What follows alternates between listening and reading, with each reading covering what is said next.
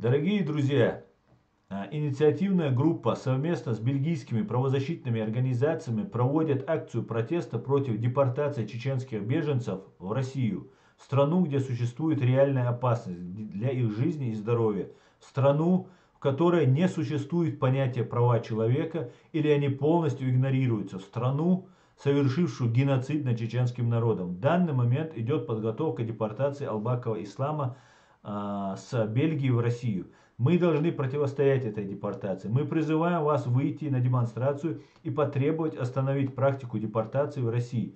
Помните, завтра ваш сын, отец, брат или муж может оказаться в этом самолете. Место и время проведения демонстрации.